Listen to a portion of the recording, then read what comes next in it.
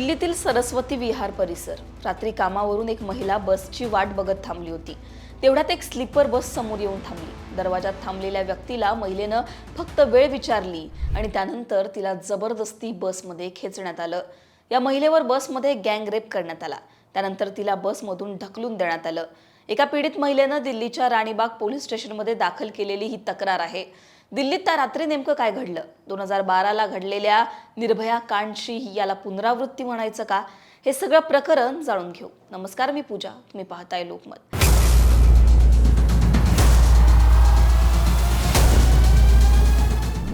मिळालेल्या माहितीनुसार पीडित महिला 30 वर्षांची आहे. 3 मुलांची ती आई आहे. दिल्लीच्या पितमपुरा इथं राहणारी ही महिला एका फॅक्टरीत काम करायची. दिल्लीच्या मंगोलपुरी परिसरातून कामावरून परतत असताना महिलेसोबत ही घटना घडल्याचं तिनं तक्रारीत म्हटलंय.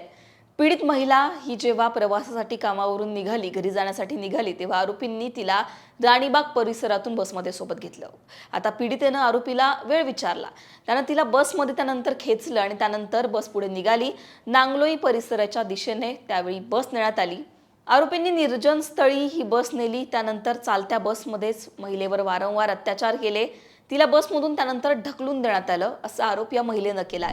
7 किलोमीटरपर्यंत आरोपी बस पळवत होते.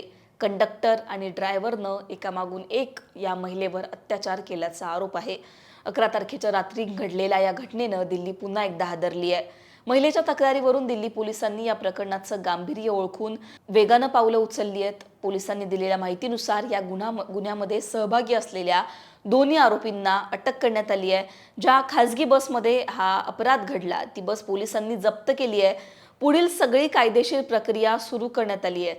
या प्रकरणात समोर आलेली आणखी एक धक्कादायक माहिती म्हणजे बसच्या काळ्या रंगाच्या काचा होत्या. बसवर पडदे सुद्धा होते.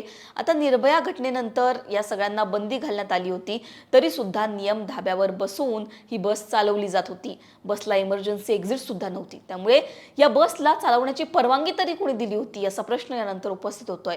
आता एक वेगळा अँगल यानंतर समोर आला, तो म्हणजेच पैशाच्या वादातून या महिलेनं हे आरोप केले असं सुद्धा म्हटलं जातंय. अशी सुद्धा एक बाजू समोर आली आहे. या सगळ्या घटनेचा तपास पोलीस करतायत. महिलेच्या जबाबाच्या आधारावर FIR दाखल झाली. आरोपींना अटक करण्यात आली आहे. बस जप्त करण्यात आली आहे.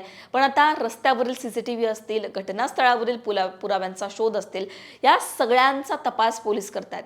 पोलिसांनी सुद्धा ही माहिती दिली आहे की 12 मेला 4:45 नांगलोई ठाण्यामध्ये एक कॉल आला आणि त्यानंतर राणीबाग पोलीस स्टेशनला हे प्रकरण ट्रान्सफर करण्यात आलं आणि त्यानंतर या सगळ्या प्रकरणाचा उलगडा झाला.